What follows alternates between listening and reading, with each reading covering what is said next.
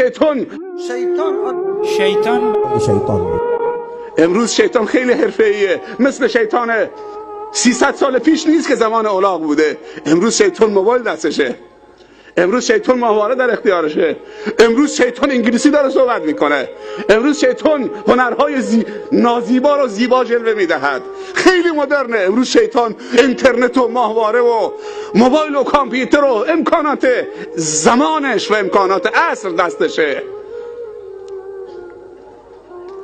شیطان امروز حرفه‌ای است، مؤمنین هم باید حرفه‌ای باشن.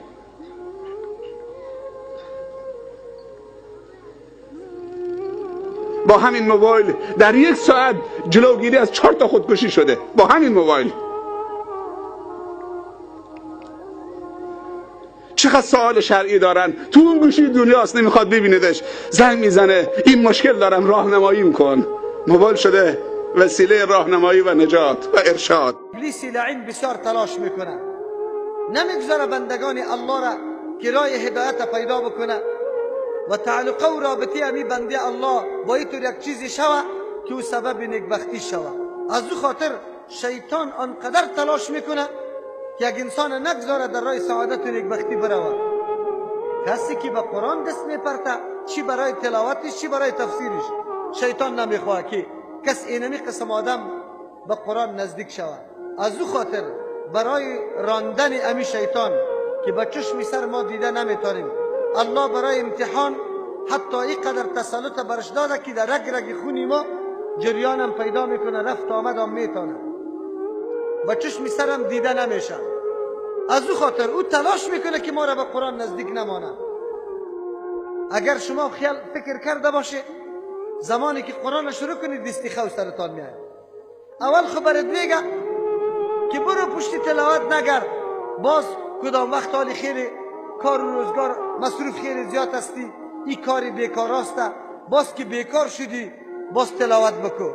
باز در ذهنت میگه حالی جوان هستی که ری سفید شدی، باز بیا زود دیگه کار نداری، باز تلاوت های قرآن تا بکن. در جوانی اینی امید برات میده، اما نمیگذاره که تو در قرآن نزدیک شوی. اگر در ترجمه تو قدم بالا کردی در مخانه دیگه عجیب وسوسه ها را در ذهنت میاره. یک دفعه در ذهنت میاره میگه 30 سپاره قرآن کریم ما یه چیزام نخواندیم، ایره کی میتونه، ایره کی میتونه. کلت پیتلا منصرف میشی که راستی من نمیتونم.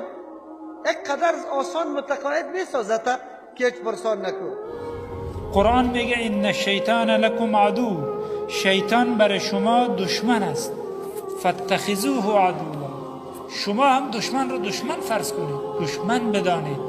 وقتی که انسان دشمن رو فهمید، شناخت و او دشمن خود دانست، بعد از او است که در مقابل از او میایستد، در مقابل مکر و حیله و توطئه از او مقاومت میکند، استقامت میکند، نمیگذارد که دشمن از او حد و مرزی که فعلا آمده است بیشتر بیاید، به حریم از او تجاوز بکند، قتل و غارت بکند و کشتار بکند.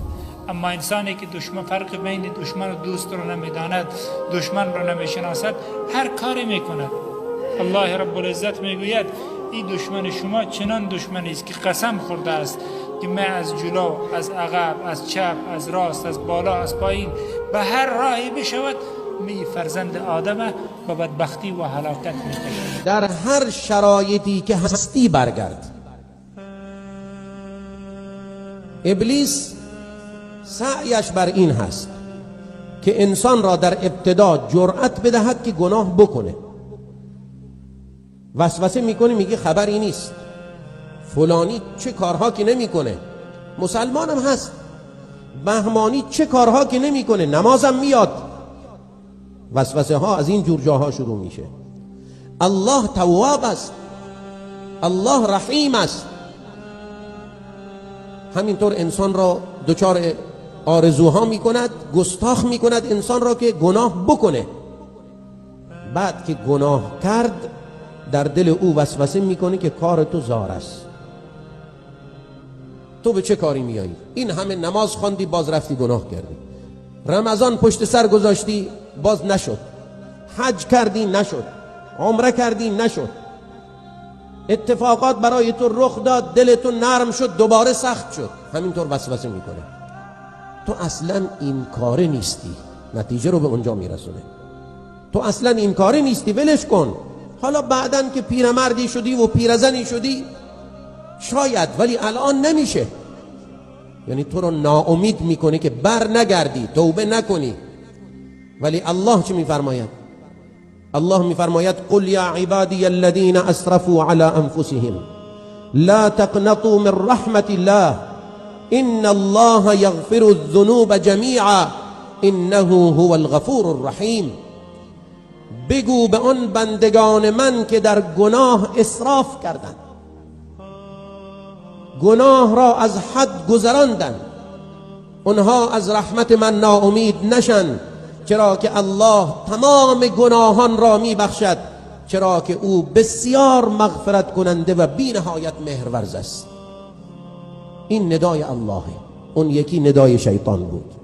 از وقتی که حضرت آدم با حسادت ابلیس و شیطان درگیر بود و از اون لحظه است که خداوند متعال به ما گفت این شیطان لکم عدو فاتخذوه عدوا. شیطان دشمن شماست، با اون چون دشمنان برخورد کنید. پس در جامعه ما دشمنان بسیاری داریم، شیطانهای بسیاری داریم.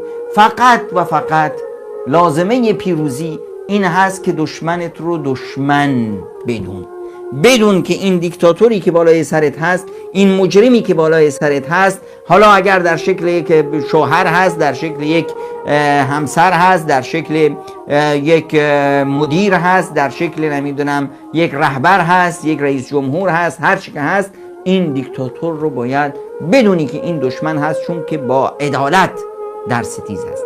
پس عزیز من که از عزیزانت مینالی، نخیر، از خودت بنال.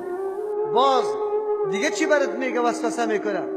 میگه قرآن کریم بیا دی رمضان نمیشه، کارام زیاد است، خانم کار زیاد است، آدم خسته و زلم میشه، باز شو تراویم داری، هم یک ثواب بس چی میکنی که ثواب دیگه میری؟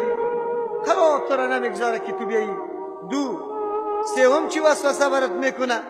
برات میگه که چی است؟ ترجمه قرآن کریم. این خود کاری ملاست، ما عوام ده چی؟ فقط همی قبل بفهمه که اینی حلال است اینی حرام، بس این دست دیگه قرار میشانته. باز چی برات میگه؟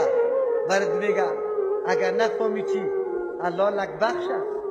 انسان ها وارخ دلکش خیلی قدر نیست، بله کار بخشش میکنه.